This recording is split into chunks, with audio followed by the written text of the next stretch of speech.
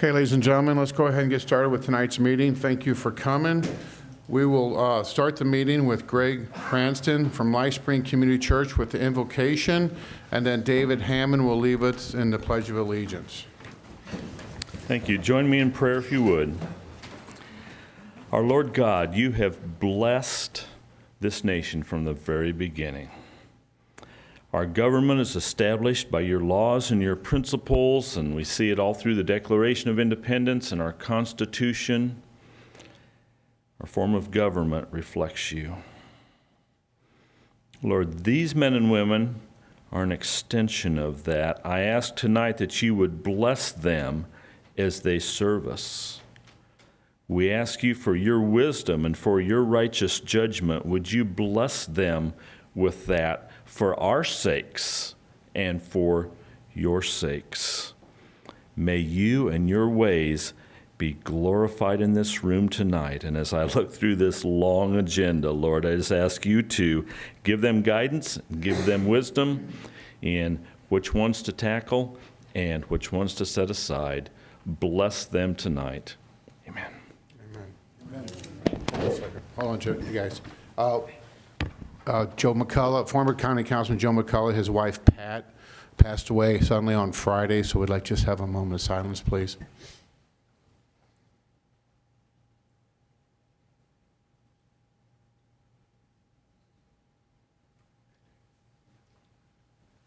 I pledge allegiance to the flag of the United States of America and to the republic for which it stands, one nation, under God, indivisible, with liberty and justice for all.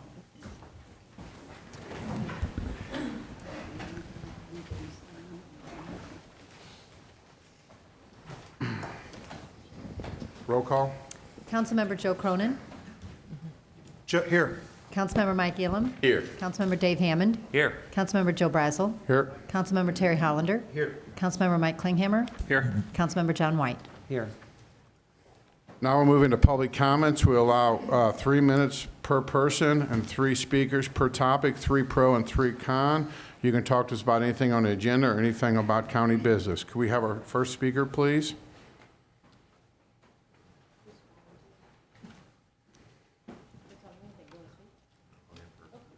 Come on, Ernie, somebody.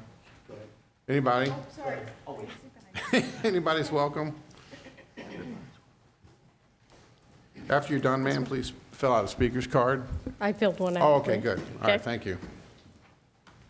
Do I need to be sworn in or just speak? No, just speak. right. We hope and trust that you're going to say the truth. Just going for My name is Brenda Lauder, and I am a commercial real estate broker with Thomas Realty Group. And on the agenda today is a rezoning of a property on Westwood, which I represent Mike and Pat Dickus on the sale of that. And the part that I'd like to contribute, and Mike's probably going to stand up and talk a little bit, I represented this family in the sale of their property since 2006. So we've been marketing that property that long. In 2013, we sold off a portion of that property to a religious organization. What I'd like to state is, even prior to me listing it, they had an offer for some rezoning with some smaller residential component to it. And I have about 26, 27 records of people who I've either contacted or they've contacted me on these properties, both the smaller piece and the larger piece. And I've never, ever had one person call and say, I want to put my residential single-family house there. It's always been contractors, builders, developers, people that are looking to make it more of an investment versus a single residential. I've also had a handful of contractors that are looking for a small building space on the last portion, which is just what we have on the market today. We did have a contract on it. We no longer have a contract on it. And they were wanting to build 2 dual family homes. So what Mike and I had a conversation about changing that and taking it back to an R2 and do an attached villa.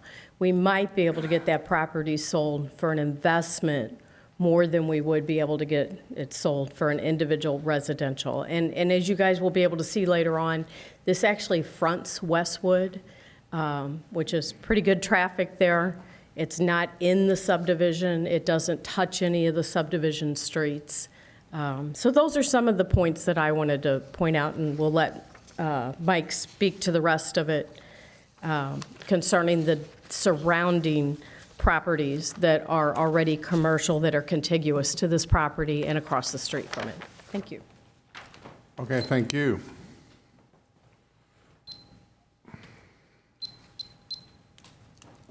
Yes, my name is Mike Dickus. My wife Pat owns that lot, and I'm a trustee. It's to her estate, and she's in poor health, so she couldn't make the trip today. We have been trying to sell this property since 2003. We've had one contract on it, and it fell through because of the builder had 3 lots on it that only had 55-foot frontages, and the county said they wanted 70-foot frontages, so that deal fell through, and we haven't ever got any individual wanted this property. Now, up and down Westwood is all zone commercial, and the county has made this a piece of transitional property. And it's only going to be suitable for, from our standpoint, for somebody to buy and build either a single family or a attached villas for rent. And especially with the EMS station that was put in across the street, which a lot of people who want to build a home, put a $250,000, $300,000 home there, wouldn't want the racket of them pulling out at night. Now, we lived there, and we went over and talked to them, and they were quite helpful, but maybe some other people they wouldn't be. And the other thing is that the piece of property is taxed much higher than any piece of property in that subdivision. And the comps that they used were a Camelot, which this is not Camelot, and it's not anywhere near close to Camelot. So that's another point. For some reason, somebody in planning and zoning or in a community development thinks that this piece of property is more valuable than it is, and we're paying much higher taxes, and we need to get rid of it. We're retired, and coming up here and just cutting the lawn and everything is just, and my wife being ill, it's just a big problem with us. So that's all I have to say. Thank you. Okay, thank you. Does anybody else would like to speak on this particular issue or any other issue?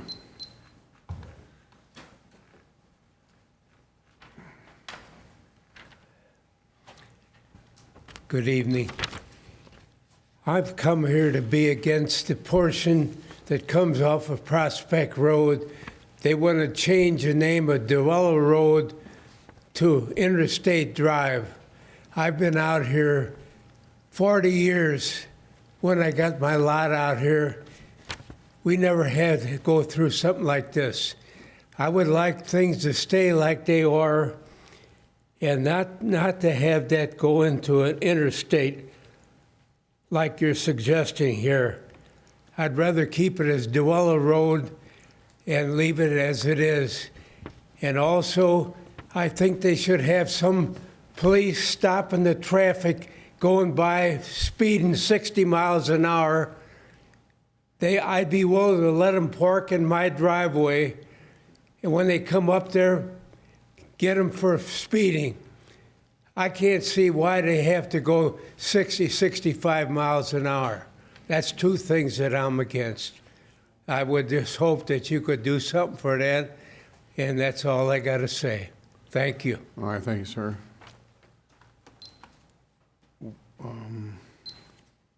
Was that the tip? Was that transportation improvement plan? Is that what that was? Is there anybody else like to come up and talk at this time?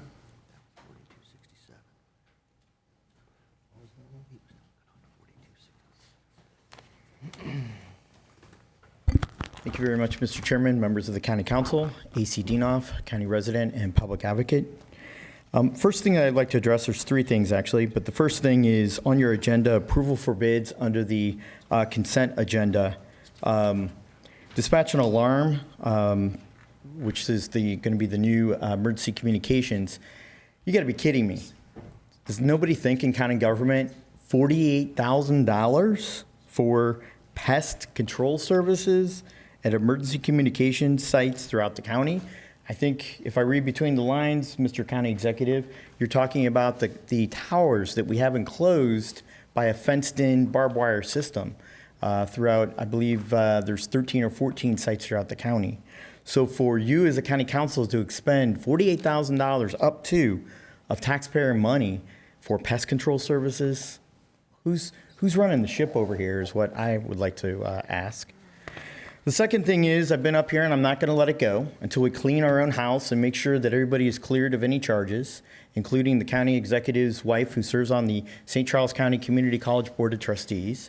I've been calling for a special prosecutor to look into allegations of the appointment of the trustee, who happens to be the mother of the county prosecutor, Mrs. Lohmeyer, under violations of Chapter 178 of the state statutes, and also 610 concerning the Sunshine Law. Haven't heard from the county councilor, the acting county councilor, the director of administration, the county councilor, or anybody on this county council regarding. I did have one inquiry from one member requiring the appointment of a special prosecutor. We need to clean our own house, and we need to look into my allegations. They're important, and they can't be let go. Also today, I would like to hear an update from the county executive and the acting county councilor. In case number 1411/CC0108, Jim Pepper versus St. Charles County, and other litigants, Pam Fogarty, the former mayor of Darden Prairie, the city of O'Fallon, the city of Lake St. Louis, the city of St. Peters, suing the county of St. Charles, Rich Krismer, the elections director, and there's a couple interveners on this case. But this is a mere simple problem where overwhelmingly 74% of our county residents passed a charter amendment banning red cameras from our county government under our county charter form of government. Now there's been a lawsuit that's been filed, and we are spending hundreds of thousands of dollars of taxpayers' money litigating each other against government. These are all government elected officials or government political entities. There was a hearing today in Judge Pelican's courtroom on this case. It was held at 3 o'clock this afternoon. I see, as a matter of fact, one of the defendant attorneys in the back row. But I think that we, as taxpayers, deserve an update. It is a public issue. It shouldn't be disclosed or hidden in closed sessions, but we need an update from the county executive on how this case is going to protect and preserve constitutional rights in our home rule county charter. Thank you. All right, thank you. Is there any other speakers for tonight? Okay, seeing none. Oral reports from the county executive. Mr. Chairman, I'd like to yield my time to Mr. Greifswald, who'll go over the transportation improvement plan. Okay, John, where are you? He's coming. Oh, there he is.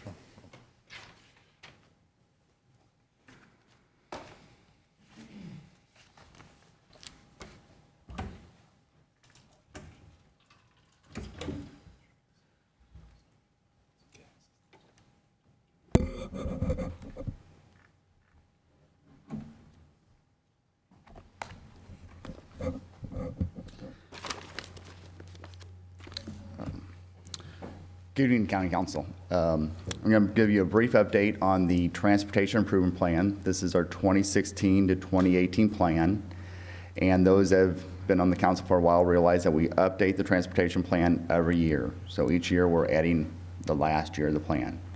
So this year the County Road Board received applications for funding looking for projects in year 2018.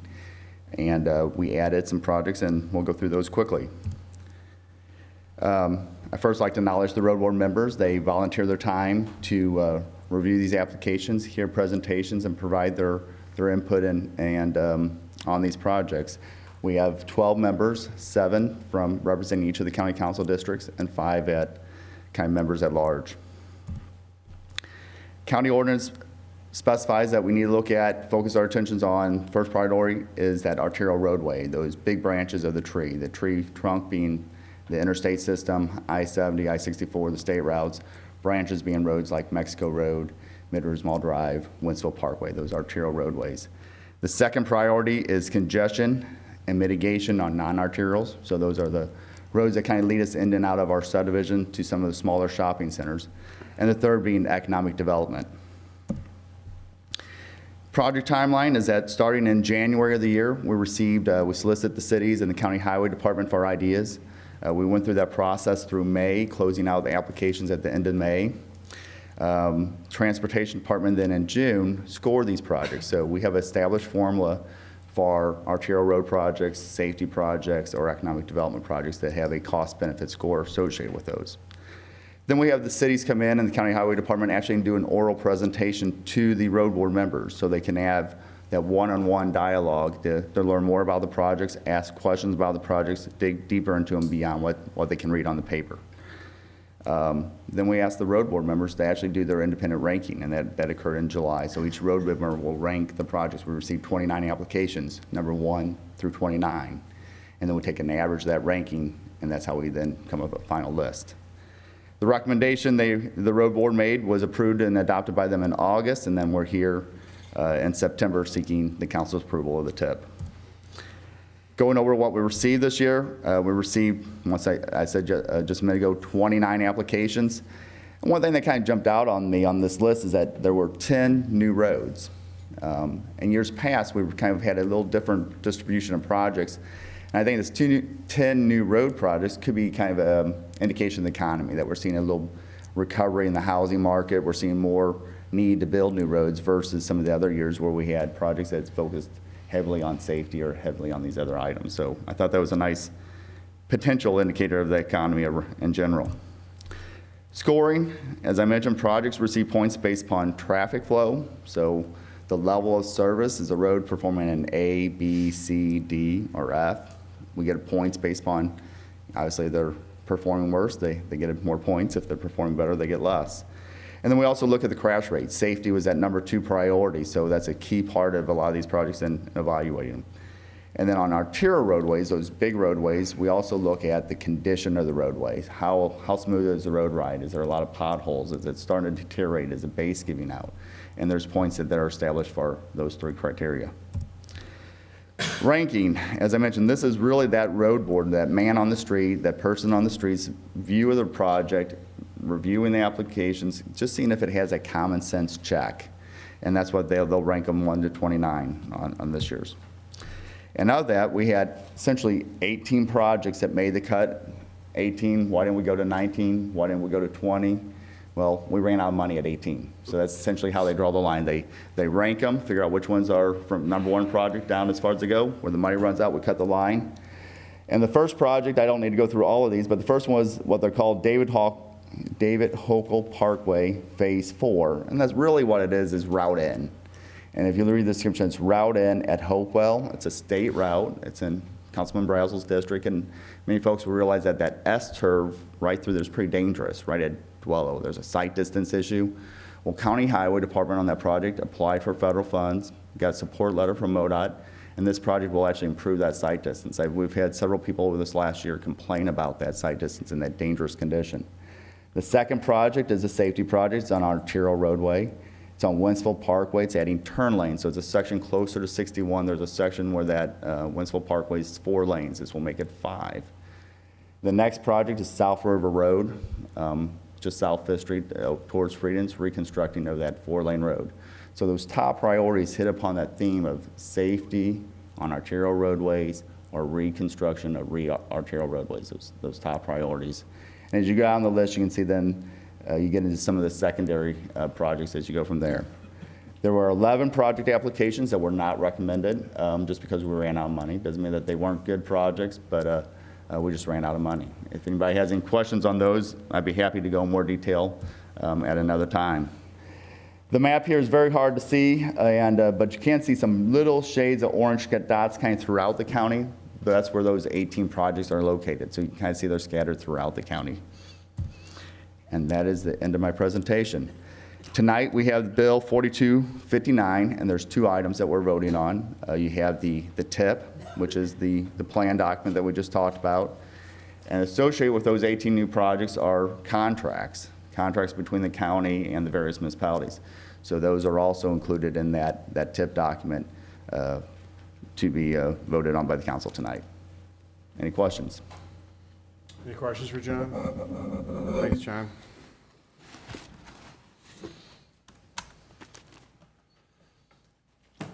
Okay, are there any items to be, Steve, you say? Steve, you got anything else? No, sir. Okay, moving on, consent agenda. Are any items to be removed from the consent agenda? Joe, I got a quick question, if it's all right. You want to pull it off or what? Or you just got a question?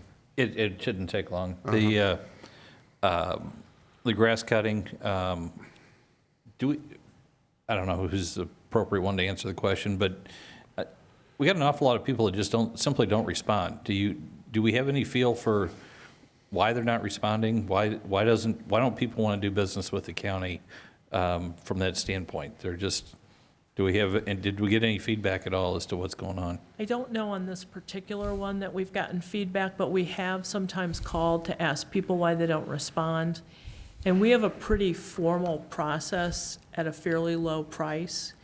And so, the feedback we get is if it was easier, if we could give you a quick quote, but we're not going to fill out all your paperwork. So a lot of times we end up with things like this quote I think you're referring to from the grass guys. Yeah, it's grass cutting. It's most of them are quarter-acre tracts of ground, not a huge deal. There's an awful lot of seems to be in our neighborhood anyway. There's a lot of people that seem qualified to cut a quarter-acre of ground. I'm just shocked that we don't get more responses. Mike, are you talking about dispatch and alarm weed control? Yeah. Would they have to pass an ordinance to change that? I would ask Yeah, the same they will. questions. Why you got 1, 2, 3, 4, 5, 6, 7 bidders and only one response? That doesn't sound very good to me. It isn't a good response, and in fact, Councilman Cronin talked to me before the meeting about, he would like for us to, regardless of whether or not you all pass this tonight before we went forward, look at whether or not we could do it more efficiently through paying highway out of the radio fund, and I promised him that we would do that, to look at that, right? I think what you have to understand about these 12 sites is that for the most part, you're not talking about grass cutting. These are fenced-in lots that are gravel, and they have the electrical and the lines running under them. So you do have to have people who are going to go in there and understand that they can't basically disturb. That's why the weed control and the pest control becomes so crucial, is the last thing you need is some rat or mouse or squirrel or anything else eating at the cabling going into these huts that are on the property that are controlling all the electrical equipment that run the radio system. So it's about keeping the gravel completely free of weeds, of pests, of all of that. So the councilman had asked if we could look at whether or not highway could perform that, because he thought a lot of it was actually done by highway in similar instances on the right-of-way. Okay. I'd like to make a motion that we remove this item from the consent agenda. Second. All those in favor of removing, say aye. Aye.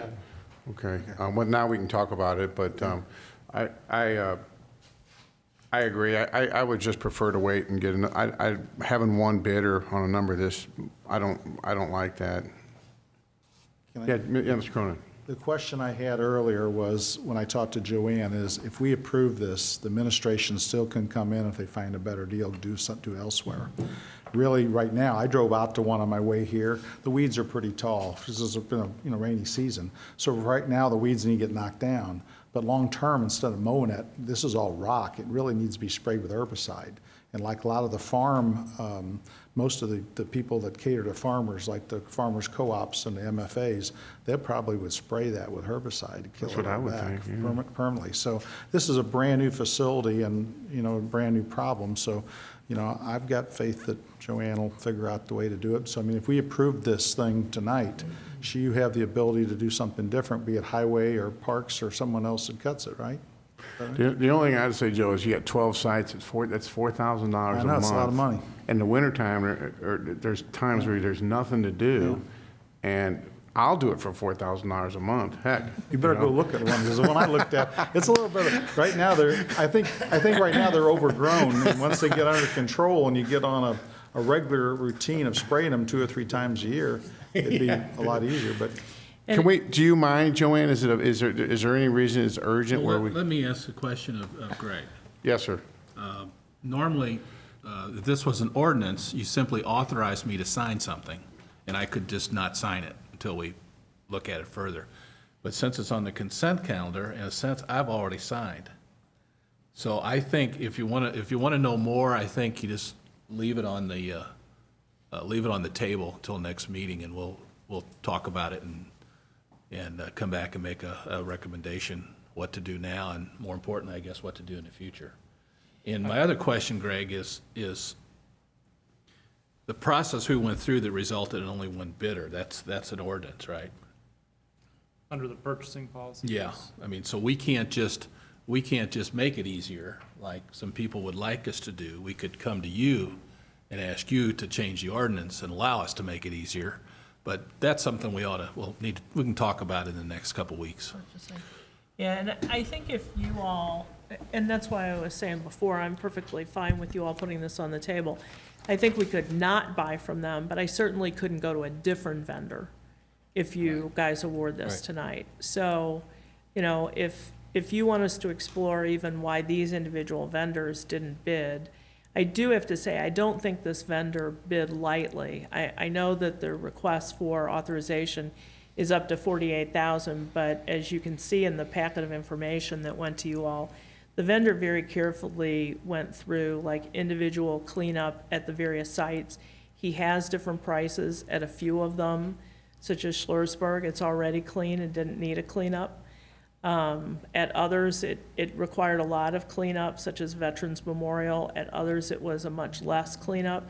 So we did price those for the initial cleanup based on how bad each site was.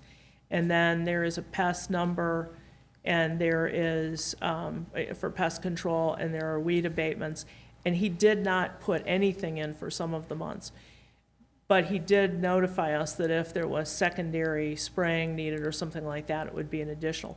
So the actual bid that he bid was $42,494, I think. And then there's some extra room in there for other controls. So I say all that just to say I don't think this bidder bid lightly, just $4,000 a month, give it to me or not. On the other hand, it's still a very valid question that Councilman Cronin first raised and the others of you have raised of, could we pay highway or highway and maintenance internally to do this and save any money? And so that's why I said I'm perfectly fine if you want to put it on the table tonight. Yeah, Mr. Bamer?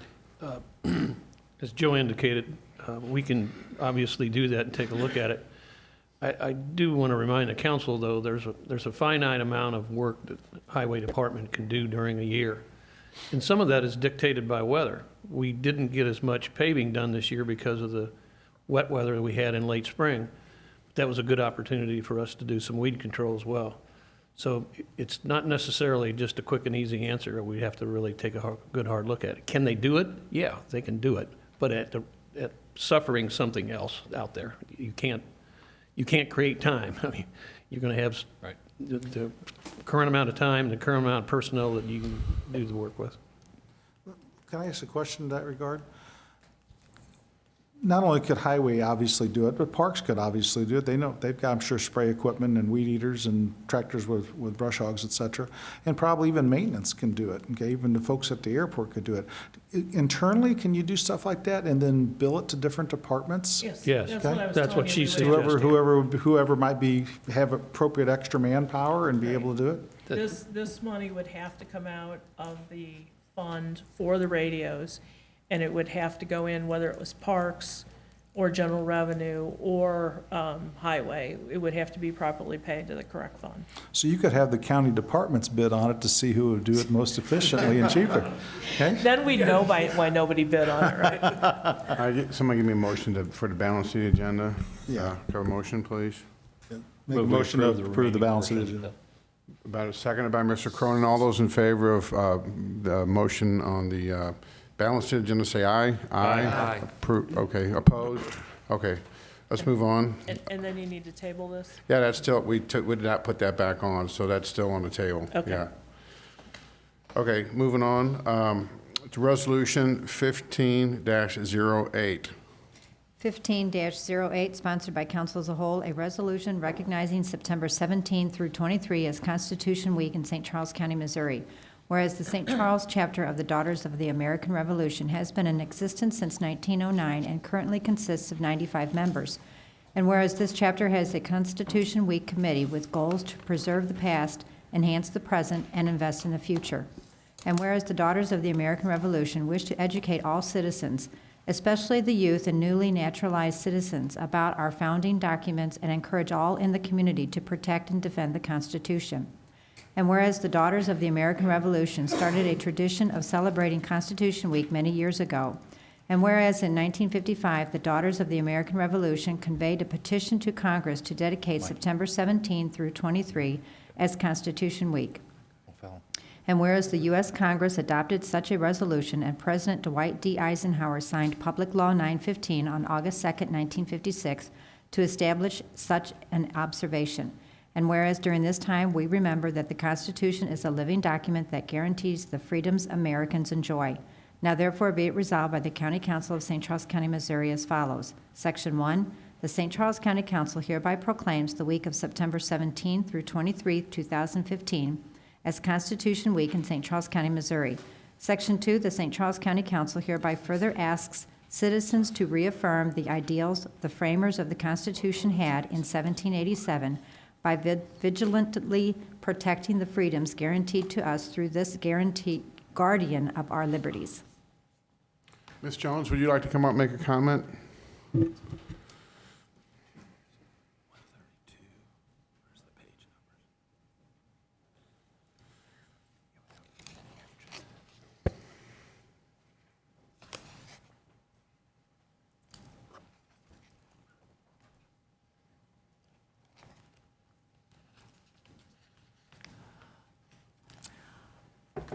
My name's Lorna Jones. I'm the current regent for the St. Charles chapter, National Society Daughters of the American Revolution.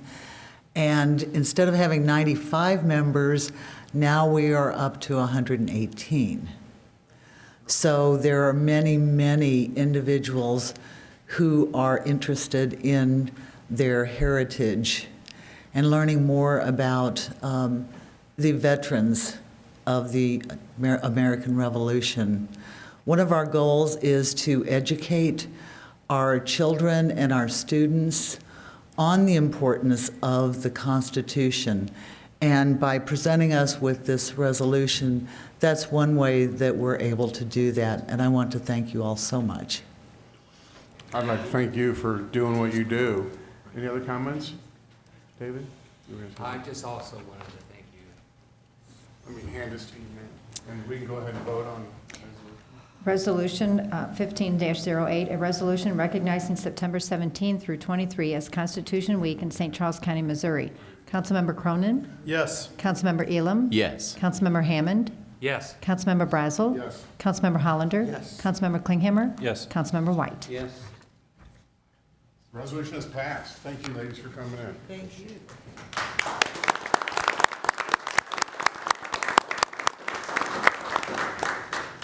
Okay, moving on to Resolution 15-09. Resolution 15-09, sponsored by John White, a resolution reappointing Larry Osman to the Board of Trustees of the Greens Bottom Levy District.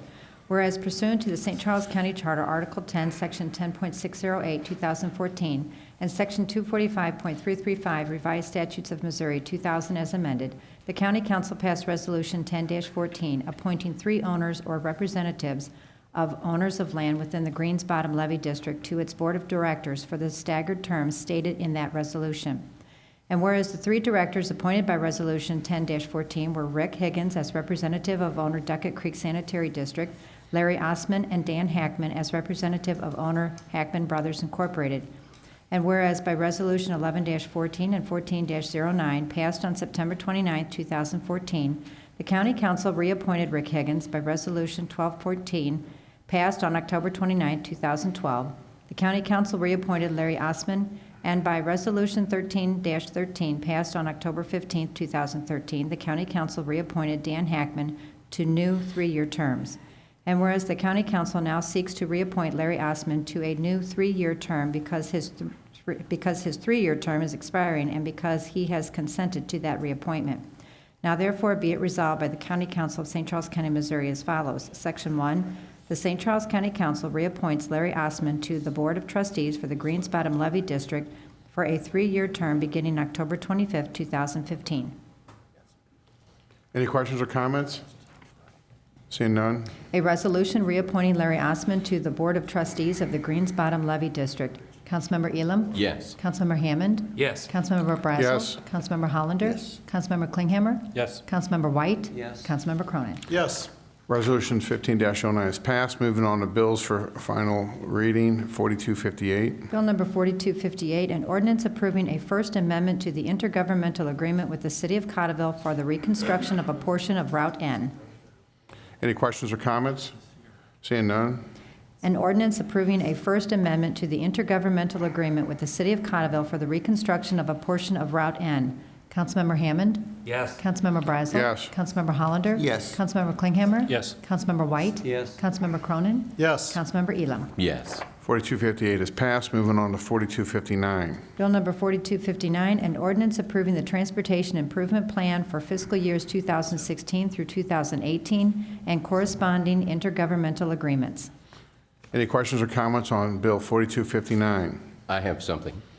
So today I got stopped by the mayor of O'Fallon and one of their council members that asked if we could remove 2 sections that are part of this. It's in Exhibit C, Section 12, page 5, and the same section in Exhibit D, Section 8, also at page 5. And the portion in there is basically asking the city, requiring the city to pass a resolution by a certain date to make sure that they got the funds for this. Now, the whole purpose of that is to make sure that they don't narrow North Main Street, north of I-70, going up to where we're tying into that. And if they did do something like that, I will go on record in saying that would be pretty stupid, because that area of the road is extremely busy. So I understand why the thought process was to put this in there. But that section is Section 12, automatic termination upon failure of condition precedent.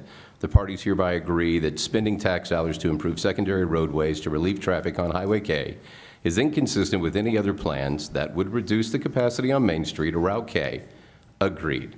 This agreement shall terminate automatically if the following item is not completed, and then we tell them to pass a resolution. Passage by the City Council on or before November 13th, 2015, of a resolution that states that it does not support road diet or any other changes to the lane configuration of Main Street or Highway K that would reduce the vehicular traffic capacity of these roadways. They shouldn't reduce it.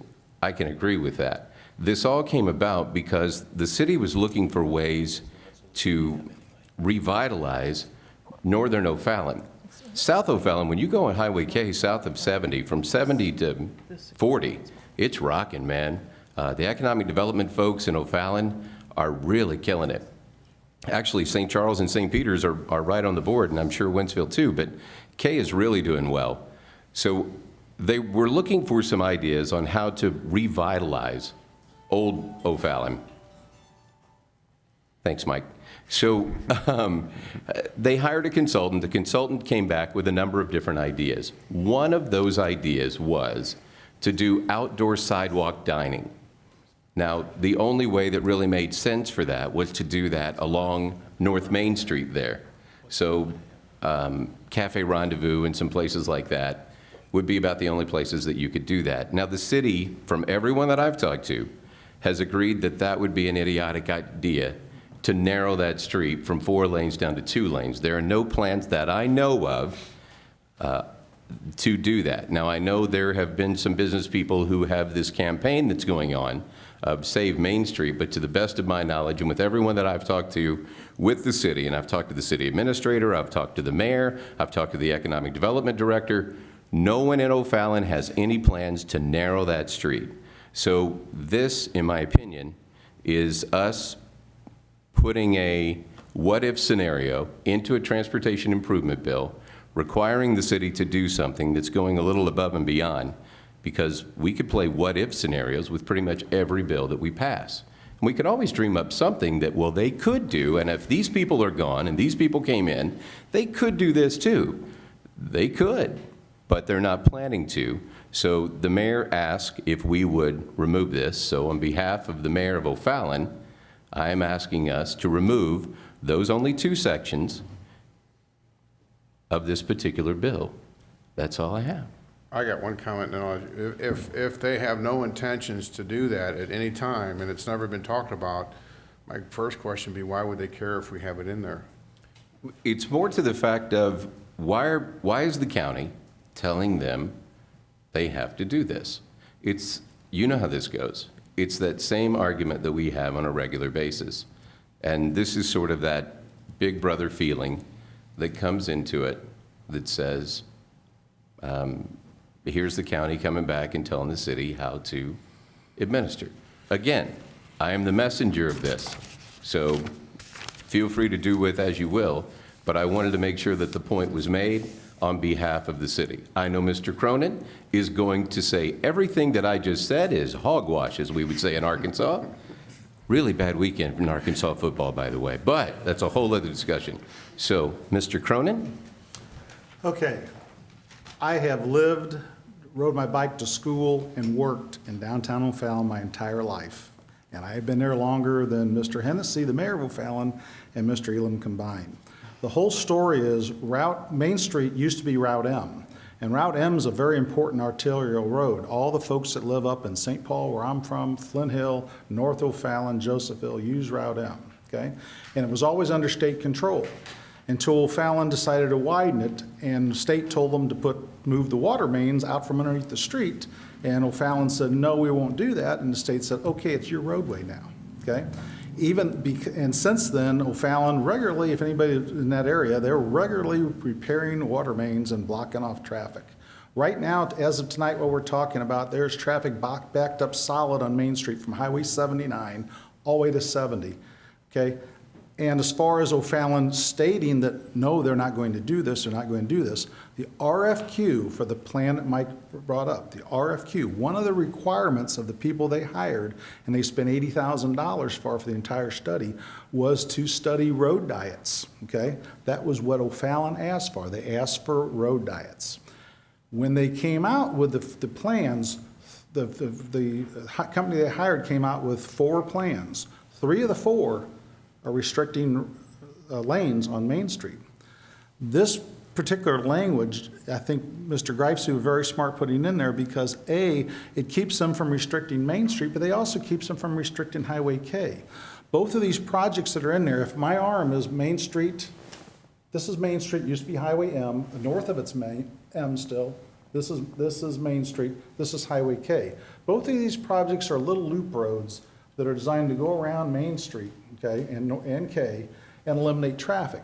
It makes no sense to spend taxpayers' money to improve these side streets that are a block away and are heading the same direction, and then reduce the traffic in the middle, in between. And as far as the precedent for doing this, I know when Fifth Street came out and they were talking about what they were going to do with Fifth Street, St. Charles wanted to reduce traffic lanes, and the money was tied to keeping that wide open, to not reduce traffic lanes. Recently, we had something happen in Wentzville where they were Highway A improvements because Wentzville said they needed them for a new GM supplier out there, and we tied in that language to that bill the fact that if GM did not come out there and build this building for the supplier for GM, that they wouldn't get the money. So this is, the county's job is to protect and watch the taxpayers' money.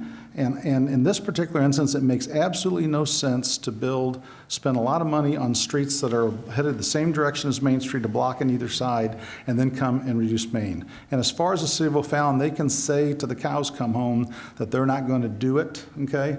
But I can tell you there's a lot of mistrust because that same city government was going to bulldoze that whole downtown and take everybody's property by eminent domain and give it to somebody else.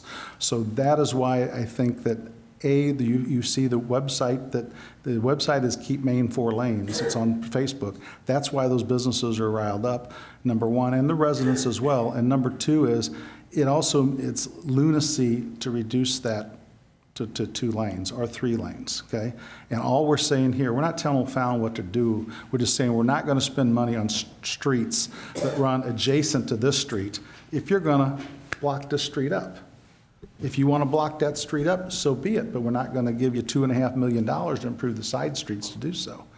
And that's the gist of it, and I'm sure John can tell us more about that, but that's the gist of the language. Well, I guess what we need, I was just going to say, Steve, that if you're going to make a motion, then you're going to make a motion. If you're not, there's no point in keep talking about it. I'm going to make a motion. You give us the language, and you have to get a second. I would make a motion that on Exhibit C, Section 12, page 5, and Exhibit D, Section 8, page 5, those particular sections be deleted from this particular bill.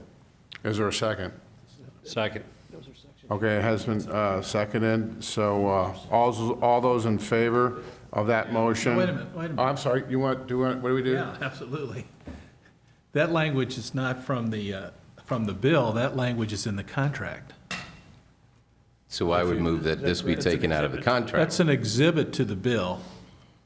So that's where you want to make an amendment. So I would, Oh, well, I'm sorry. We got a second on the motion. Let's have discussion. Who seconded it? Go ahead, Steve. Was there a second? there was a second, yes. Okay, Mr. Chairman, can I have John come up to the... Yes, John, please come up.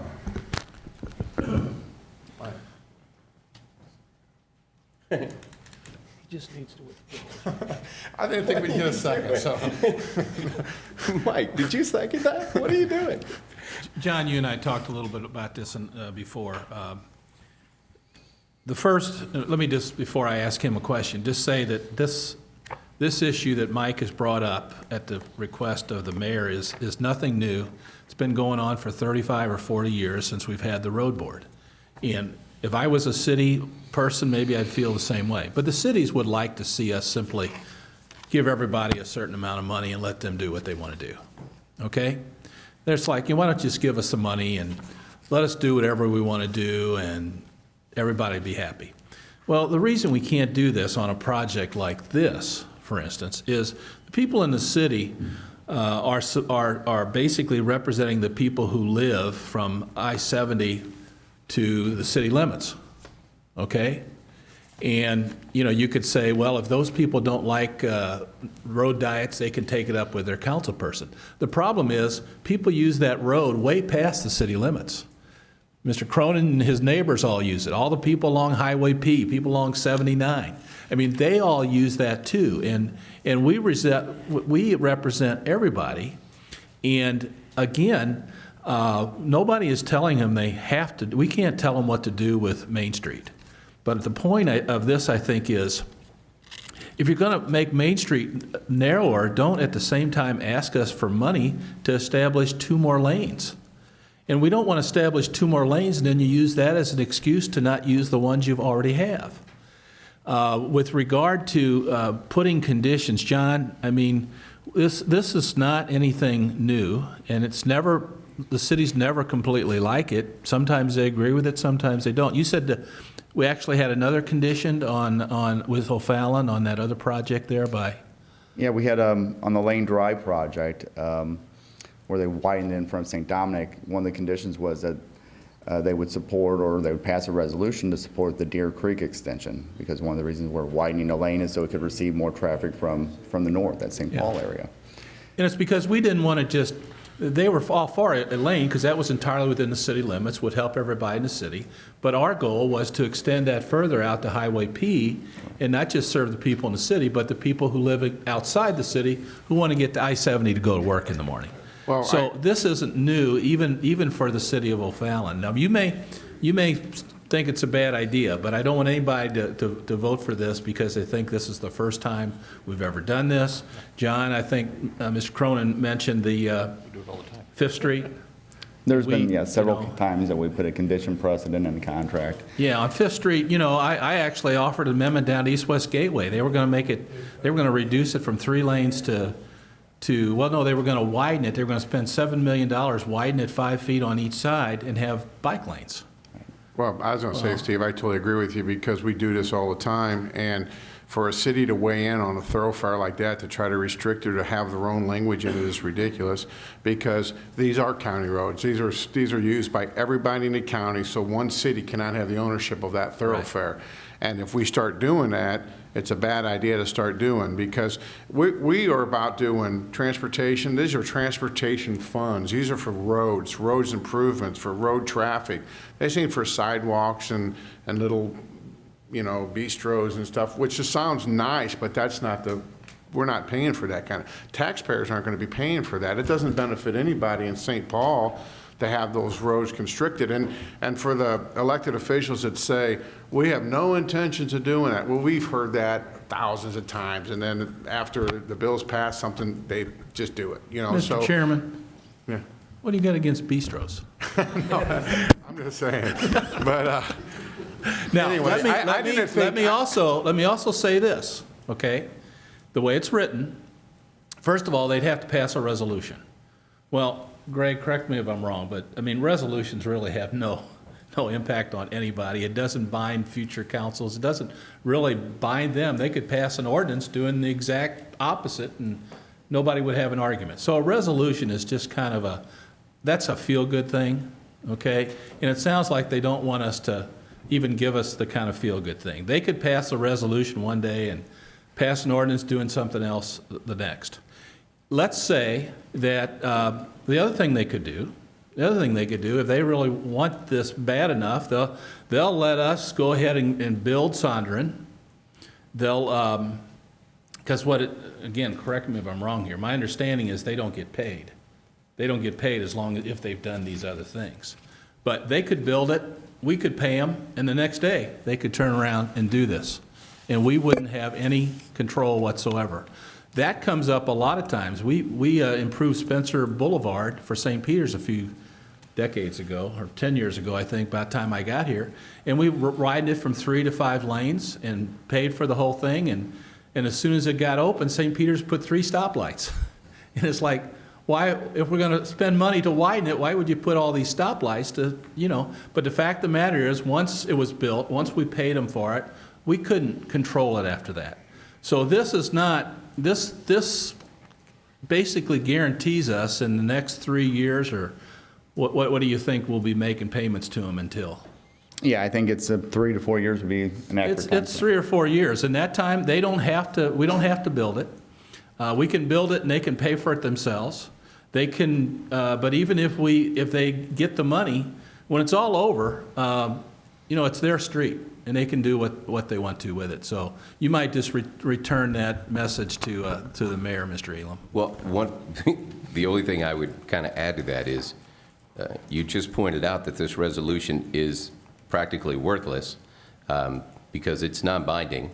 So we can go ahead and build this, it's done, and as soon as it's done, they can go back and do whatever they want to Main Street, at least for that section of it, because it is their road, Chairman. So he can do what he wants to. The city can do what they want to with that. And if the voters of O'Fallon want to take issue with them, they can. So, but not until, they can. So we basically we just force them to pass something that's non-binding, just to hold them on the hook for the next 3 years or so. And then after those 3 years are up, they can pretty much do what they want to with that street, because what we force them to do really doesn't hold their feet to the fire long term. It just holds them for those 3 years while we're... Until what, 4 years until that final payment is made? Greg, right. Do you want to add? Can I add something? Well, hold on one second. Hold on. Joe, Mr. Cronin, go ahead. I think another thing this resolution accomplishes a lot is the transportation improvement tax, when it gets for reauthorization, has always been approved by 70–80% of the voters. And I think one of the reasons that it gets approved by the voters by that large a margin is because I think the county taxpayers trust county government and the county transportation department to put meaningful projects together that really make a difference in people's lives. Okay? If we start spending money for little projects like this and let cities screw things up and block things up, okay? I don't know, there's no other way of saying it, folks, okay? I think those. Probably is another way I to think say those. that, but- Oh, I think that's the adequate way. That's how downtown O'Fallon guys talk, okay? But I'm saying if they start doing that, okay, I think the voters are gonna lose that trust. And I don't wanna lose that trust. I wanna make sure we're doing right things. I walked Main Street, okay, from Pittman all the way to T.R. Hughes, okay? Talked to every business up there except for the 2 restaurants that are pushing this, okay? And everybody says they're something crazy, okay? And so you've got 2 restaurants that are pushing this and a mayor that listens to the 2 restaurants versus all the other residents of O'Fallon, all the business in O'Fallon, and all the people that live north of O'Fallon in unincorporated areas and cities like St. Paul and Flint Hill.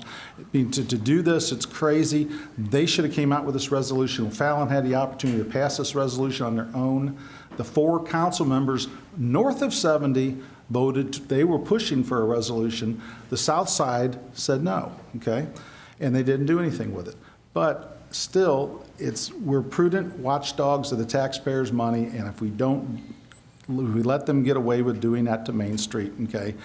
And while we spend $2.5 million for the side streets, we made a horrible mistake, and I think we're gonna pay for that down the road. Greg? Thank you, Mr. Chairman. The agreements have this requirement for a resolution, which is of course non-binding, but then there are also these terms in the reimbursement that basically says, in order to qualify to get your money, you shall not have done anything to Main Street that reduces the traffic capacity, and obviously I'm paraphrasing a bit.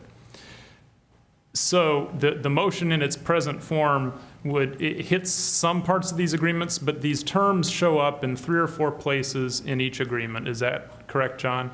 It is. The So I language is- believe the only thing that I asked for is this part. Can we agree on that part? Which part? I just asked for this resolution part to be taken out. Can we agree on that? Okay. And I didn't say anything about anything else. Can we agree on that? I thought you had 2 sections. There are 2 sections, the same wording in both sections. But, Greg, so everything that you're bringing up, that stays in there, correct?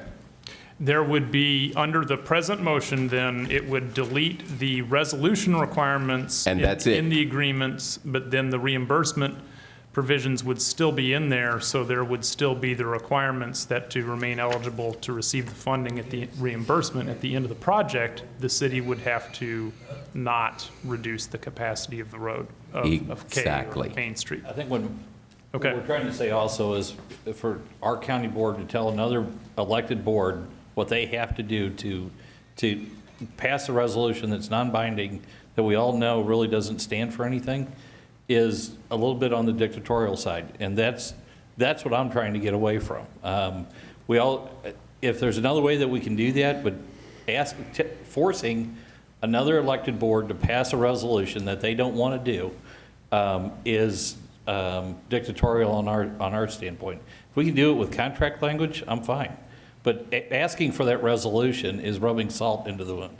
And I would just like to point out, as Mr. Dorman pointed out, there are checks and balances in this beyond what this resolution is.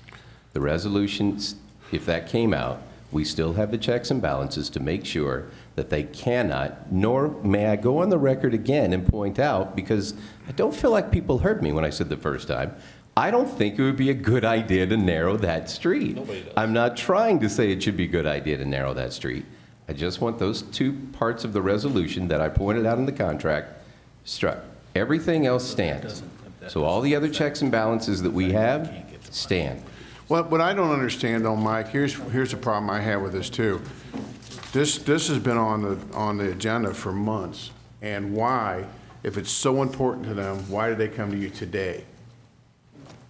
You know, Joe, there's a lot of whys in the world that I would love to have an answer to. And This the other one I got today. And the other thing is I don't think with all the effort that everyone's put into this, including Mr. Cronin and John and the administration, that having you change, this is like, to me, it's the business, right? It's a contract. We're negotiating a contract. We are the fathers of the funding in the county, and we're making sure everything is done right for county residents, okay? Right. And so you come into 9th inning, and they're trying to change the contract. And I don't think that's good business.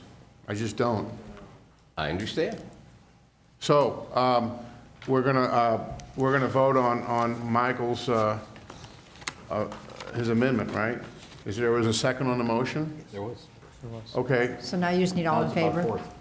Is it all in favor or a roll call vote? It's all in favor. All in favor of Michael Elam's amendment, say aye. Aye. Opposed? Aye. No. Okay, and we'll have to write that down, because Roll call. okay, this is to agree with, No, I said no. with your amendment. This is a. To adopt the And amendment. then you said, you voted both ways. Oh, I'm, okay. You did. I'm so excited. No. This is to approve Mike Elam's. Mike Elam's, this is to approve it. His Yeah. amendment. Okay. Okay, Councilmember Cronin? No. Councilmember Elam? Yes. Councilmember Hammond? No. Councilmember Brazel? No. Councilmember Hollander? No. Councilmember Klinghammer? Yes. Councilmember White? No. All right, the motion has failed. Okay, moving on. Anything else on this particular issue, Mr. Cronin or Mr. Elam?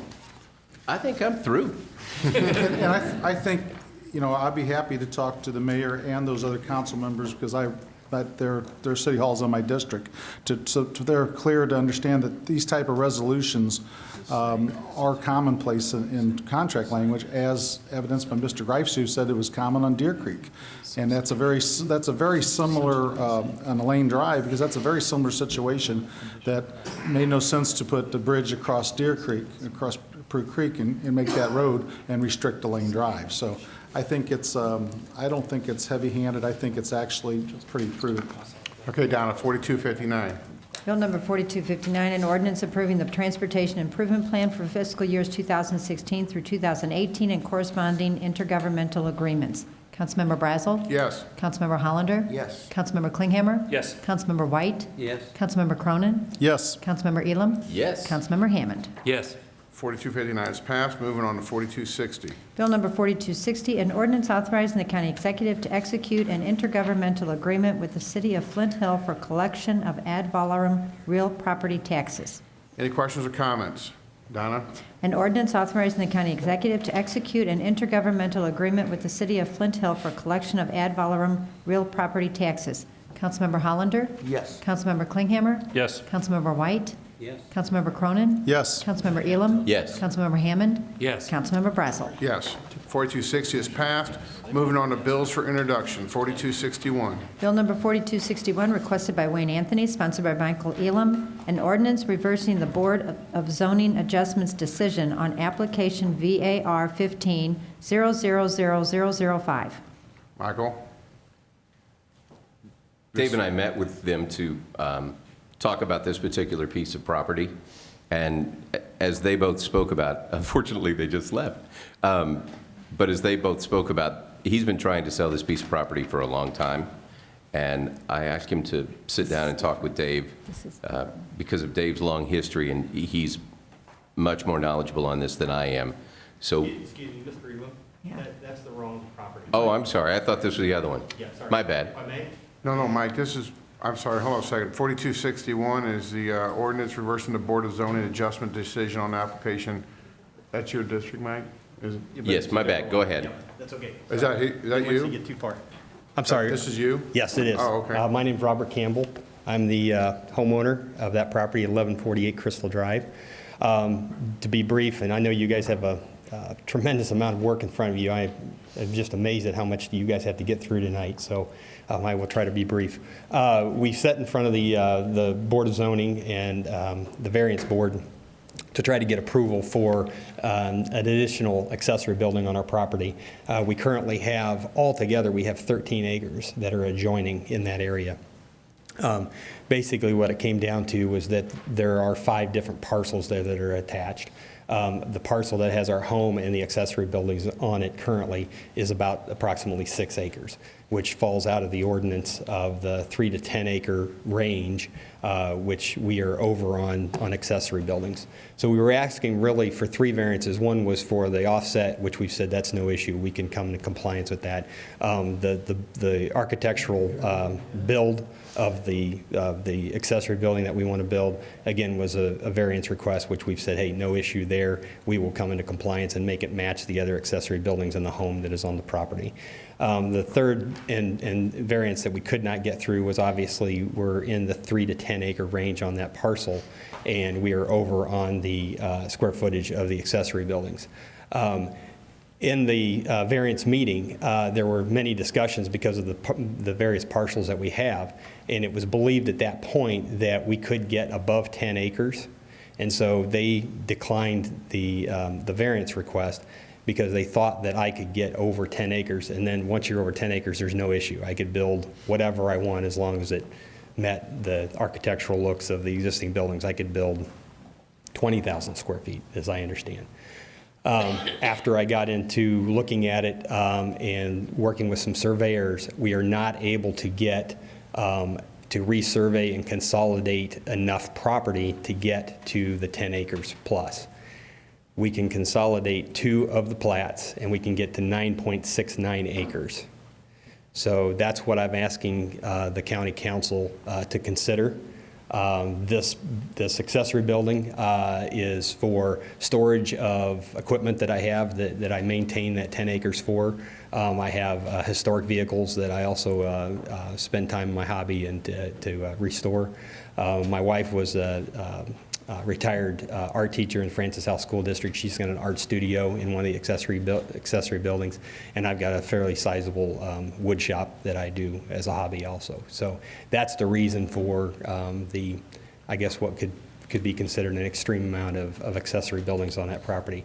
At the variance board meeting, 2 of the neighbors came and presented. They have no issues whatsoever, and there was no other comments by any of the neighboring the neighbors or any of the properties surrounding our property. So I do have a sheet that I can give you that would show what we would like to, if approved, the 9.69 acres, what that would look like, taking 2 of the plats, 2 of the parcels and combining them into one parcel that would get it to approximately 9.7 acres. Are you going to do that 9.7 acres, or you just? I am willing and able to do that. I've already got a quote from one surveying company. I'm waiting to hear back from another, and I am willing to do that to get this project to move forward. Okay. Any other questions for Mr. Campbell? I got one real quick. Yes, sir.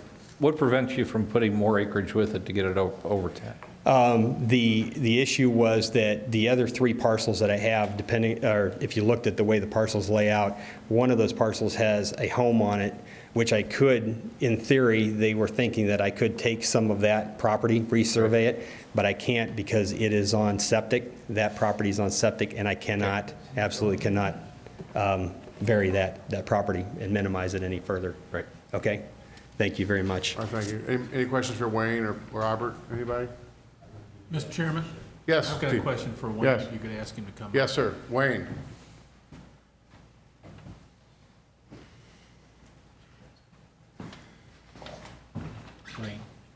Wayne, is this the one you were talking to me about? No. Never mind. Okay, is that it, Mike? Any other questions? Okay, thank you, sir. Moving on to the next one, 4262. Bill number 4262, requested by Wayne Anthony, sponsored by Joe Brazel, an ordinance amending the zoning district map of the County of St. Charles, Missouri by rezoning land from A Agricultural District to RR Single Family Residential District as per application RZ 15-000005. Any questions or comments for 4262? Are the Lauderdales here? How are you doing? I'm good. How are you? So I'm Dan Lauderdale. I'm developing the property at Lauderdale Estates.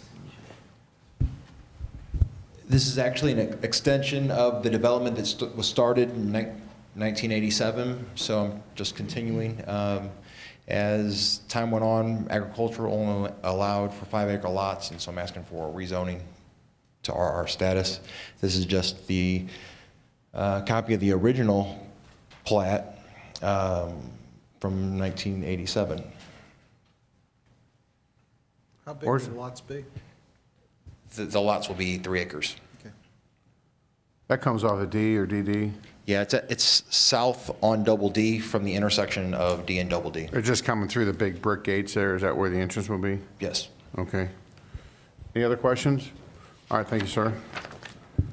Moving on to 4263. Bill number 4263, requested by Wayne Anthony, sponsored by Joe Brazel, an ordinance amending the zoning district map of the County of St. Charles, Missouri by rezoning land from A Agricultural District to RR Single Family Residential District as per application RZ 15-000006. Any questions or comments on 4263? This is pretty simple rezoning. It's an agriculture area. A gentleman wants to divide his aunt's property, get 3 acres, so there's no problems here. You got any questions? Okay, moving on to 4264. Bill number 4264, requested by Wayne Anthony, sponsored by John White, an ordinance amending the zoning district map of the County of St. Charles, Missouri by rezoning land from R1A Single Family Residential District to R1C Single Family Residential District as per application RZ 15-000007. Any questions or comments on 4264? Okay, seeing none, moving on to 4265. Bill number 4265, requested by Wayne Anthony, sponsored by Michael Elam, an ordinance amending the zoning district map of the County of St. Charles, Missouri by rezoning land from R1A Single Family Residential District to R3A Medium Density Residential District as per application RZ 15-000009. Any questions or comments on 4265? Seeing none, moving to 4266. Bill number 4266, requested by Steve Ellman, sponsored by Joe Brazel, an ordinance fixing and establishing the rate and levying of taxes for the General Revenue Fund and for various special funds of and for the County of St. Charles, Missouri for the year 2015. Whereas the 2015 levy has no changes from the 2014 levy. Be it ordained by the County Council of St. Charles County, Missouri as follows. Section 1, that there is hereby levied on all property in the County of St. Charles, State of Missouri, subject to ad valorem taxation made taxable by law for state purposes, on the assessment and valuation thereof heretofore made and established, taxes for the year 2015 at the rates respectively to and for the various funds and purposes as follows, to wit. A, for the general fund of said county being for ordinary purposes, the rate is fixed at 16/100ths cent on each $100 of assessed valuation. B, for the road and bridge fund of said county, the rate is fixed at 20 25 cents on each $100 of assessed valuation. C, for the dispatch and alarm fund of said county, the rate is fixed at 3 9/10 cents on each $100 of assessed valuation. Section 2, this ordinance shall be in full force and effect from and after the date of its passage and approval. Any questions or comments on 4266? Yeah, make a motion that we substitute Bill 4266 with substitute Bill 4266. Second, all those in favor say aye. Aye. Opposed? Okay, Mike, anything? That's it. Is there's Can I no, just point out what There was a that note on is? it. Go ahead. What that substitute is, just so, is that, and I think Bob Schnurr's still here, although he's kind of blocked. So Bob looked, go ahead, instead of me meandering around, you explain it. We'll let you deliver the good news to the tax board. Well, that time of year again, and each year we get, right at the end of August or the first couple of days of September, we get the final assessed valuation numbers. Board of Equalization finishes up their appeals hearings during the summer. The assessor then finalizes the certified assessed valuation numbers, and then the county registrar then begins to compile those and send them out to the taxing jurisdiction. So while I was on vacation, Ruth Miller delivered the counties to my desk. And until we have those numbers, we really can't fix the and calculate the final allowed tax rates for the year. So today when I got back from vacation, went through the numbers, and the good news is that the assessed valuation of the county rose by somewhere in the area of about 5.8%, roughly $7.1 billion to $7.5 and change billion. So there is a nice uptick, finally, after a long trough of depressed assessed value numbers. That's good news. And coming along with that, though, the way tax rates are calculated, you can't, a taxing jurisdiction cannot recognize a windfall in its tax revenues just because assessed value goes up. So essentially, what goes on in these calculations is that the calculations are set in such a way that you have to remain revenue neutral with the exception of two things.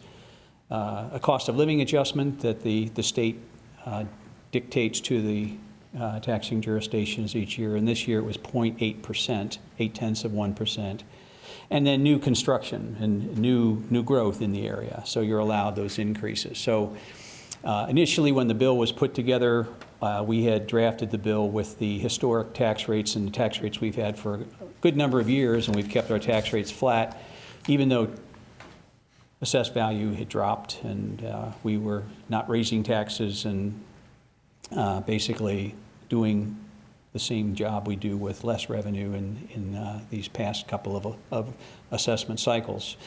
Now, though, we have to begin the process now of staying revenue neutral and not recognizing that windfall, which means that two of our tax rates, the road and bridge tax and the dispatch and alarm tax rates, have to be rolled back slightly for us to essentially stay revenue neutral, except for the cost of living adjustment and new construction. So that's what you see here in the substitute bill that Councilmember Klinghammer introduced, is tweaking our tax rates from the original text of the bill that had our historic tax rates in it to the tax rates now that are according to the formulas that we'll use and submit to the state auditor's office. Any questions for Bob? So if I could just recite for people at home who may not have this bill in front of us, the road and bridge is going from 20.25 down to 19.62. And the dispatch alarm fund is going from 3.90 to 3.78. So they're going down. They're both going down. Which is really good, and I want everybody also to know that the county, St. Charles County, hasn't raised taxes in what, over 18 years, Steve? Is that probably right? Yeah. Yeah, it's good, real good. And we all know that the county taxes the average resident pays is about the equivalent of a sack of peanuts from Councilman White. And we'll be expecting those in 2 weeks. Thank you, Bob. Okay. All right, moving on. Any other questions?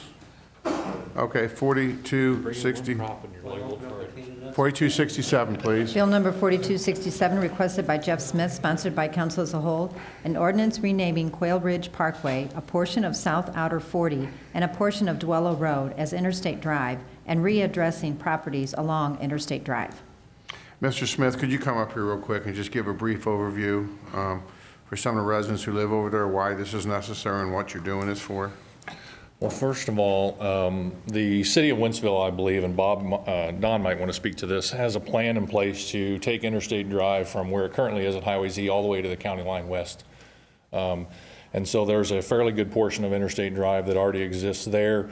And then there's another stretch that comes from, I believe it's South Point Prairie, a short ways east. So they've already started that project. On the east side of Highway Z, they have a planned section to continue east called Interstate Drive, and it would meet up with what is now Quail Ridge at the entrance to the park. And so for that stretch there, we would end up with 3 different street names. We would have Interstate Drive, we would have Quail Ridge Park, and then we would have a short stretch that remains Dwello Road back from the days when the Prospect Road interchange overpass was put in. I don't know if you remember how that road used to jog right there, but there was a little stretch that went to the left, and it remained Dwello Road. And there's a couple houses there. So it's important that a stretch of road like that doesn't change names in the middle of the street. It needs to do it at an intersection or something. And so with the intersections basically being at currently Dwello Road and Prospect, and then eventually Highway Z and what they're calling Interstate Drive, they approached us about renaming that entire stretch Interstate Drive. But it's just the road that runs parallel with 4061, right? Correct, Yeah. correct. So it's not Dwello Road, actually. That's going to stay Dwello Road. Right, so if you were to get off at Prospect Road and come up to that first stop sign where you go left, if you would, to get on Dwello Road, that remains Dwello Road. It's when you're at that stop sign and go right that would change. Again, there's a small section there that people continue to refer to as Dwello Road, would be changed to Interstate Drive, again, from there all the way west to Highway Z. And then the addresses are just being changed simply to make it more congruent with dispatch and alarm, correct? Well, and begin to in cooperation with the city of Wentzville, as they continue to take those addresses on Interstate Drive all the way to the county line, we needed to kind of reset a few addresses at the beginning so that they made sense block range wise from point A to point B. And just so everybody knows, you may know this, but Jeff's good. If you get sometimes confused addresses because the counties never really put them all together, and we have that out in my area quite a bit, and we'll have citizens request address changes and things like that just to make it work, and then he'll look it all up, figure out what the numbers should be. So a lot of this stuff, what he's doing has to be done because it gets confusing for the fire departments because we're running more of the emergency management now. And that has a lot to do with it. It's more of a master plan for emergency services. Correct. Yes, Dave? Well, I know there's one gentleman that's not happy about having to change his address. How many buildings or addresses will this affect? There was an attachment to that. Yeah, I think there's like 10 or so. Is it changing, Jeff, is it still on Dwell Road, or is there addresses changes to a different name, street name? There are 7 properties that are currently considered Dwello Road that'll change name and address, and there are 5 properties that are currently Quail Ridge Parkway that'll change name and address. Mr. Chairman? Yes, Don. I'd just like to point out that from the intersection of Dwello Road and Prospect Road, that is now with the completion of the portion between east of Highway Z to Quail Ridge Park, that is one continuous roadway. And it's very confusing to have 3 different names as you're driving up the street with no clear identification as to what road you're on. Second thing I'd point out is that Interstate Drive is a project that has been planned for in the county's master plan and transportation improvement plan for the last 15 to 20 years. And the idea being is a reliever route for Interstate 70. If you go up there today in the afternoon, you find that bottleneck. And we've informed MoDOT that if they want, they can sign Interstate Drive right now if they want and designate it as a detour, because people, if they knew that they could get all the way to Prospect Road, would probably opt for that rather than to sit in the traffic. So this is part of an overall plan to make Interstate Drive a reliever from Interstate 70 all the way out to the county line, including Wentzville and Forestdale. Yes, Chief. If I may, I know it's an inconvenience for the residents, they're gonna have to name change, but minutes count, whether it's fire service, EMS, or law enforcement, minutes count when we're trying to find the address. As difficult as it is now, it's gonna make things a lot smoother when they're down that 911 and you look at old Dwell Road versus new Dwell Road. At the end of the day, excuse me, this is about saving lives also. And I certainly apologize for the inconvenience, but we're trying to respond to save their lives also. And this will make it a lot easier for us to find the location. All right, thank you, Chief. Any other? We have a lot of situations like he just described all over the county. And a lot of other places are going to need to be changed, just like your neighborhood, sir. And the idea is so that the police and the ambulances and the fire departments can find your house quicker, faster, and easier. I know it's an inconvenience for you, but I mean, in my district, we have a lot of that because most of these roads were named after the families that farmed those roads years back. And I live on, for instance, on Hackman Road, and there's a Hackman Road in St. Charles, and quite often we have a problem there. So I mean, this is just a tip of a problem that we need to take care of. All right, thank you, Jeff. All right, let's move on to 4268. Bill number 4268, requested by Ken Simmons, sponsored by Joe Brazel, an ordinance authorizing acceptance of 3 juvenile justice program assistance grants from the Missouri Office of State Courts Administrator, OSCA. For 1, the Domestic Violence Counseling Program, 2, the Girls Empowered Together Program, GET, and 3, the Parents and Teens Together Program, PATT, for receipt of funds up to the total amount of $19,560, and further amending the 2015 budget adopted as ordinance 14-109 by making a supplemental appropriation to the budget of the Family Court Services Division of the Circuit Court in that amount. Any questions or comments on 4268? Seeing none, go to 4269. Bill number 4269, requested by Hope Woodson, sponsored by Joe Brazel, an ordinance amending the 2015 budget adopted by Ordinance 14-109 for positions within the St. Charles County Department of Community Health and the Environment. Any questions or comments? Moving on to 4270. Bill number 4270, requested by Dave Todd, sponsored by Joe Brazel, an ordinance amending Section 115.710 to add a classification of CALIA manager and amending the 2015 budget adopted by Ordinance 14-109 to add one CALIA manager, pay grade 14, within the St. Charles County Police Department. Any questions or comments? Yes, Joe. I'd like to ask Chief Todd if he could just, I read through this and I explained, I understand, you know, it's very good that we're trying to adopt these standards, but I guess I'd like to know why we need a full-time employee, not only to get to that level to get accredited, but to maintain that accreditation. It's a lengthy process. We went through this before. In fact, we were the first ones accredited in 1988 in the state. And at that time, we ended up pulling a full-time officer off of duties to deal with this. It's a very strenuous process. It's a hard, long, ongoing process. And once we get accredited, it doesn't end. We continue to maintain the standards. We have to check. We get tested. We get checked. And it's a good process. We should set the bar. And I believe it's a long process. It's going to be somewhat of a painful one for us to do this all over again, but it requires a full-time person. And I do not want to use a law enforcement officer. We did that before. I agree with many of the citizens who spoke up before. Law enforcement needs to be doing law enforcement. So I'm requesting a civilian person, so it's not going to require them to be confused with their duties. And we can provide other functions for this person to do, but this is a full-time job, and even when it's done, it will still time up for quite a bit of their time. Okay, so similar like if you had a factory and you had an OSHA compliance manager, that person you're going to hire is going to make sure that all your officers and all your various divisions are going to be meeting the standard, I guess. That would be a good assessment, yes, sir. Yeah, okay. Thank you. Thank you, Chief. Okay, moving on to 4271. Bill number 4271, requested by Joe Brazel and Dave Hammond, sponsored by Joe Brazel and Dave Hammond, an ordinance amending Section 500.010, Ordinances of St. Charles County, Missouri, OSCCMO, adopting the Building Code of St. Charles County, amending Section 500.090, OSCCMO, adopting the Property Maintenance Code of St. Charles County, Section 500.092, relating to abatement of violations of the Property Maintenance Code, Section 500.093, relating to orders to demolish or repair unsafe structures, Section 405.420.d, a zoning provision of the Unified Development Ordinance relating to additional vehicle requirements, Section 405.480.b, a zoning provision of the Unified Development Ordinance relating to signs not requiring permits, and Sections 405.535.b and 405.590.e, zoning provisions of the Unified Development Ordinance relating to appeals from rezonings and amendments and from decisions of the Board of Zoning Adjustment, respectively. Okay, Drew, you want to come up here a minute? Do you have the executive summary? It's not, I don't see it attached, is it, Donna? Huh? Forwarded that. No, I know. No, it's not attached to this bill.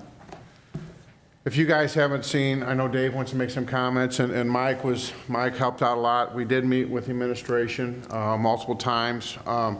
This took a lot of time. Me and Dave met, I don't know, for months, and then Mike joined us on some meetings.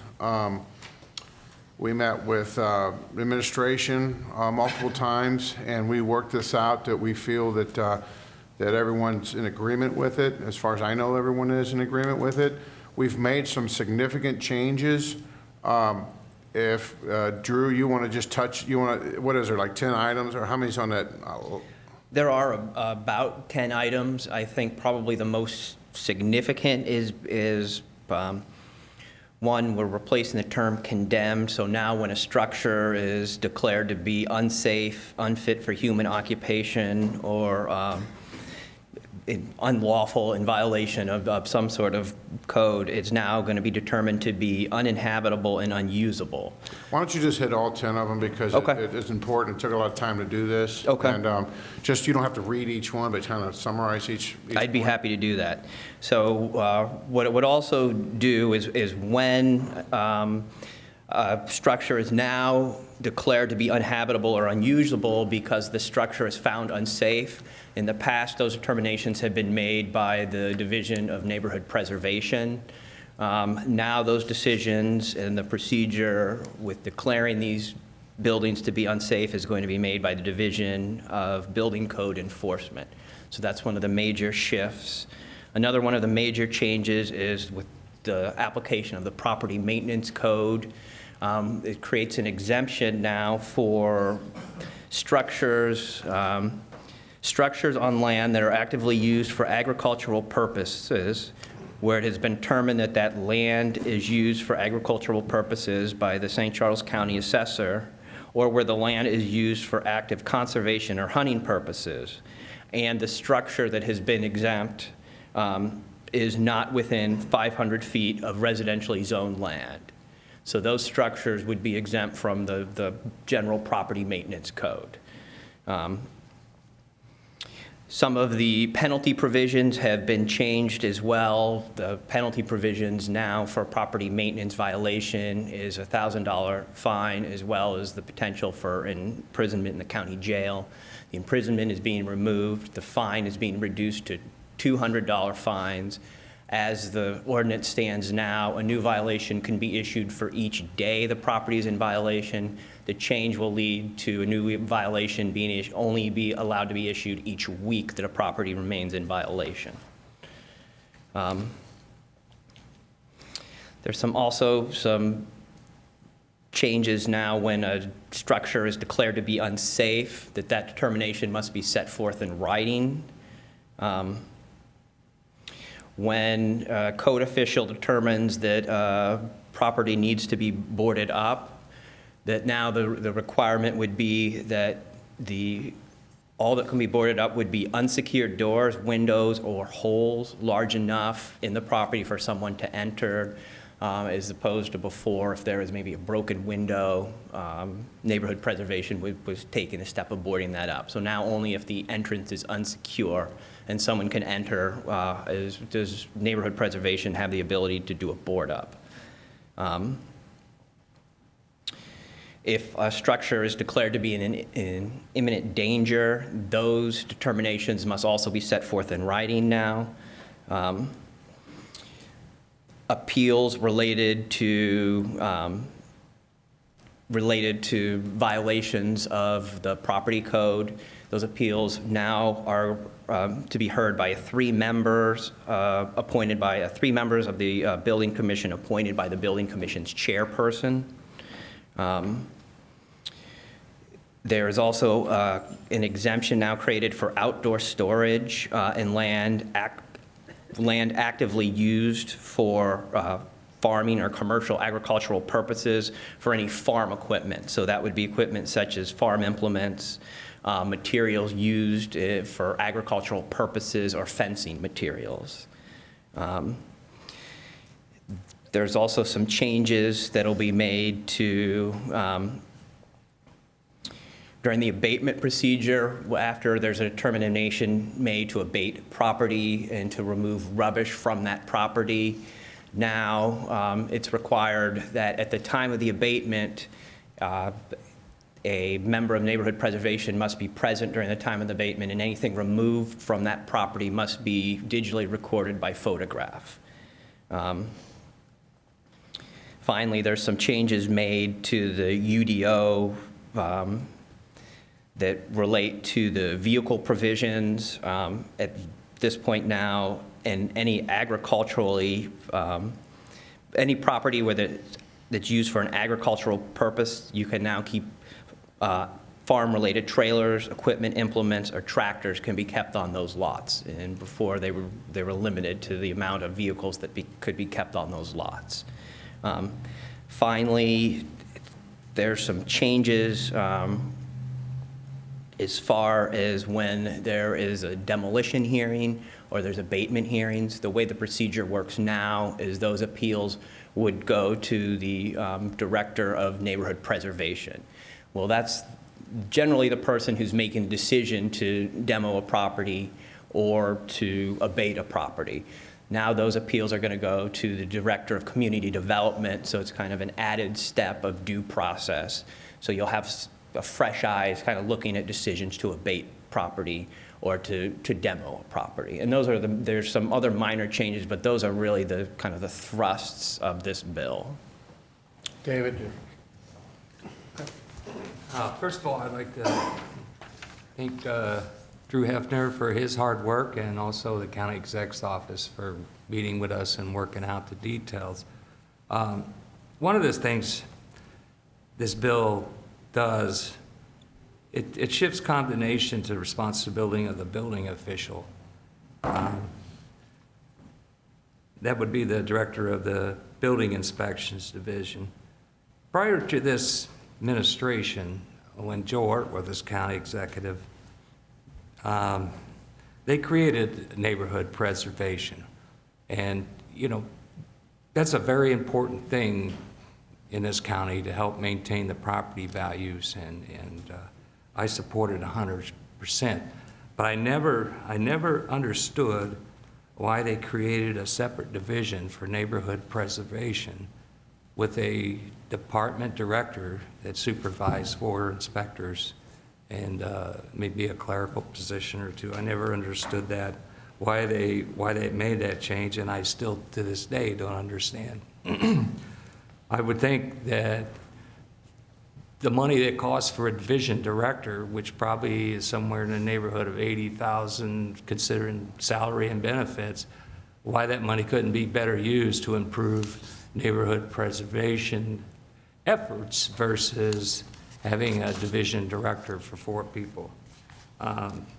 Maybe that's something we can look at budget time, and maybe somebody could enlighten me why we need a division director head when we have a building official, the director of building code inspections. This has always kind of muddied the waters because it actually created 2 building officials within the same, in the same area of expertise within community development, which is not something that occurs a lot in other cities and local governments that I'm aware of.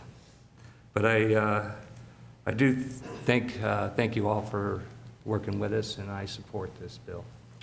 Michael? Yeah, I wanted to thank or recognize Wayne Anthony also. He took some of the ideas that were being discussed, and even before this was introduced or obviously before it was implemented, he's already made a lot of the same changes that go into this. And the one I think that our residents will see the most is I call it the kinder, gentler letters that are going out now. It's not near as onerous and heavy-handed sounding as the previous ones. It says, okay, this is what needs to be done. I think it's a lot more user-friendly, and I think that the average resident will understand it better. And we've, as Drew's already pointed out, we eliminated that word of condemnation because it has 2 meanings, and the general perception of condemnation, I think people thought we were going to be taking their property away from them if they didn't cut the grass, and it's obviously that's not what the intent ever was. And I just want to recognize Wayne and his department for implementing those as soon as it was brought to their attention. This really comes up in our discussions, even where there was some back and forth discussions about as our county becomes more urban and chunks of it less rural, how do you make those changes? And in the rural settings, the old barns are part of the landscape, and we celebrate them in our own heritage museum. But at the same token, as urban development occurs and continues to grow out into those rural areas, we have to recognize the fact that old dilapidated structures, whether it be houses or barns, are also natural playgrounds or attractions for kids in the neighborhood. And part of the role of government is, yes, protecting, sometimes protecting ourselves from ourselves. And we need to recognize that and find that balance between rural setting and urban settings, and as it continues to grow, that line gets more fuzzy all the time, and the county's ability to regulate that and control it and make the right level it's a difficult one. So I think this ordinance goes a long way to clarifying that. Yes, Mr. Cronin. Two things just for I did read all this, and I got just a couple things that might need to be clarified. One would be on page 30 of the changes. There are some changes, it looks like, to the sign ordinances, and there's a strikeout apparently of the large signs, but they left out the smaller signs, and I'm just wanting to know if that's a typo or that's something that's been done. To be quite honest with you, Councilman, I didn't work on this particular part of the bill. That was something that Mr. Ellis had worked on prior to my becoming involved in this ordinance or this bill. So I can't really speak to the reasons behind the changes to the sign requirements. I'm sorry. What I'm thinking, Steve, is what we did was we changed this when there were people who had signs on 5, 6, 10-acre lots, and they were getting tickets, and so we changed it. Maybe this is just, is this just? I'll explain the history of it, too. That's just straightening it up? Yeah. Okay. It's just clearing it up. And then I have one other thing too, that the 2 years that I spent on Planning and Zoning Commission, I had a little bit of issue with that when we have rezoning, and this bill also talks about rezoning procedures, that when you had a rezoning or a application for conditional use permit, there were no plans required to be submitted for what that person was going to do, unlike a lot of municipalities. And I understand that the county's conditional, when you have to prepare a site plan, it has to be done by a registered engineer, and that's why a lot of people don't want to do it, because it costs money. But what I'm asking, I guess two parts would be is, I think even a non-professional site plan, you could call it a preliminary site plan, with some just basic things like drawn to scale and showed what the structures are and what their intended purpose is, would be awfully good to have when you deal with a conditional use permit or rezoning. An example would be on this Bill 4265 that's before us. There's planning and zoning staff didn't recommend it, planning and zoning didn't recommend it, 9 residents around there didn't recommend it. But I think a lot of them probably don't want it because they don't know what it is, because we don't require any type of sketch or type of drawing that shows what the people are planning on doing. We have another potential thing that the people are already organized and send emails for about something that hasn't hit planning and zoning yet, even in Wentzville, because the applicant is not required to submit any type of drawing whatsoever showing what they're doing. So I think some type of preliminary site plan that didn't have to be done by an engineer would be an inconvenience on people that are applying for that, because I can tell you from having building a lot of things on myself in this county, before you go to the engineer, you always draw it out yourself anyway to save yourself money, so when you go to the engineer, so he knows what you're looking for. And secondly is, I'd like to make sure that people are notified. I think a lot of people don't understand how things work, where staff makes a recommendation to the Planning and Zoning, and then Planning and Zoning makes a recommendation to us. But my question, and this might be something that Robert could help us with, for instance, those 9 people on Bill 4265 that spoke out against the apartment building on Westwood Drive, will they be getting letters stating that this is before the council in 2 weeks? Is that something you do, or you just notify them of the Planning and Zoning meeting? In general, okay? We do notify people who attend the Planning and Zoning Commission meeting and let them know what the disposition of the application is. Okay, but what I'm getting at, when someone comes to a Planning and Zoning meeting, like you're going to have a lot of people from my district shortly, will someone from Planning and Zoning, not only will you give them the recommendations of Planning and Zoning, but also tell them that this is headed towards the council? Do they get notified of that? We do so at the meeting. Okay, so if they write in a letter to Planning and Zoning in opposition of a project, okay, and they don't attend the meeting, those folks don't really know for sure when to come to a council meeting, I guess, right? Unless they check the website. If someone just writes a letter, simply writes a letter, and they're not one of the people who get notified by law, by ordinance within 1,000 feet, let's say, then we don't typically send them a special letter telling them. If they're within 1,000 feet, though, Did they get notified that this goes before the, that particular application goes to council? It does.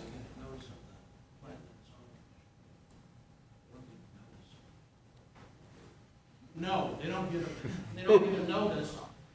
For a person who submits a letter of opposition, let's say, they don't attend the hearing. They don't get a separate letter identifying when the council is going to hear it. At the commission meeting, the commission indicates that all of the matters heard and voted on will be heard by the council on such and such a date.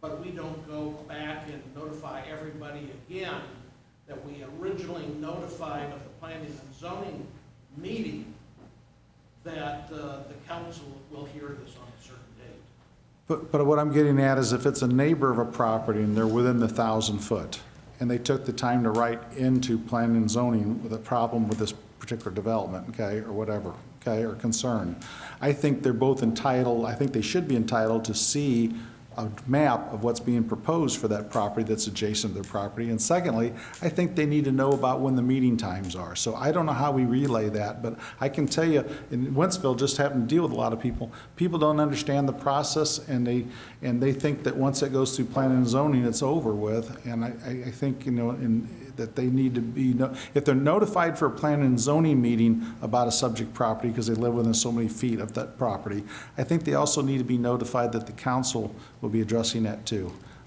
So I don't know how we can fill, maybe we can do it in the same letter. Let me see Okay. if we can. Joe, you can just sponsor a bill to do that. Yeah, you know, one of the things that we could probably do, if it's not indicated on the notice that they receive initially, say that the planning and zoning will make a recommendation to the county council and they will make the final decision. Is that done now, Wayne, or? I believe it is. Okay. But we just don't know the date for certain, so we don't include that on an original notice.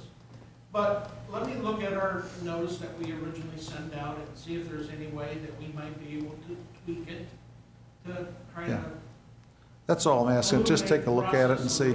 Since we're tackling the rezoning procedures in this bill anyway, it'd be a good opportunity to change something if we think it's better. Okay, yes, Steve. We'll do whatever. You guys write the rules, we enforce them. But I guess I would just, it's a never-ending problem. I mean, you can tell them that you're going to take it up on a certain date, and they may all show up, and you guys may decide to table it. You know, and you put it on the table, there's no telling when it'll come up again.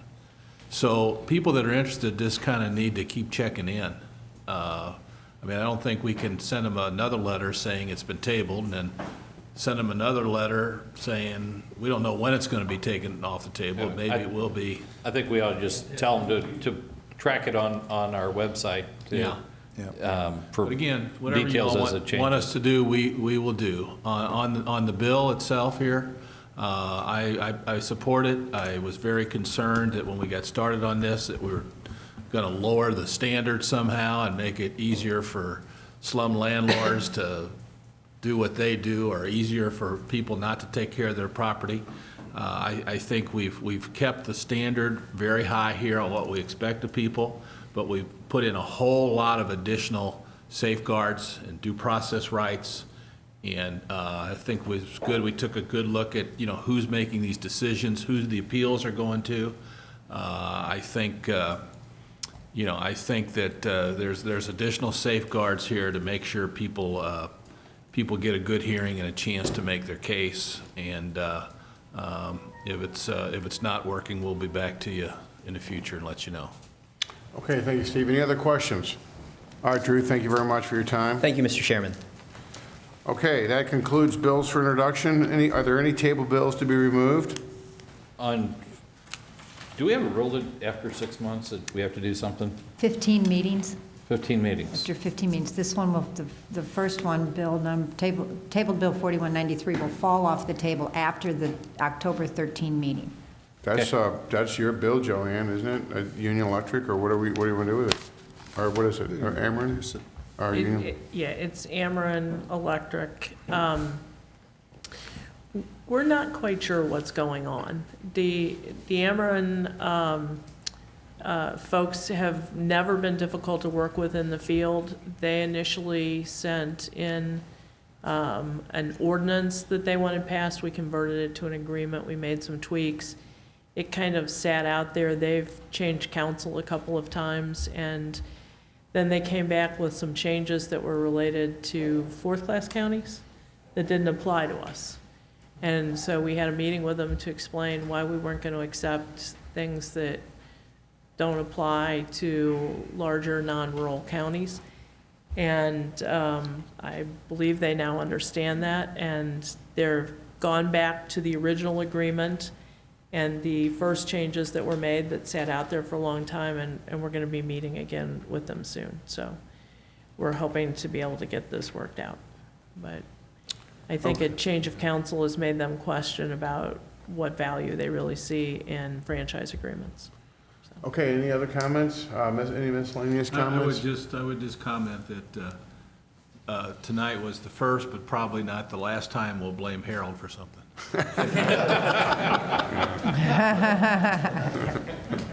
Okay, motion to adjourn. Motion to adjourn. Second. All right, we are adjourned. Thank you for coming. True flame.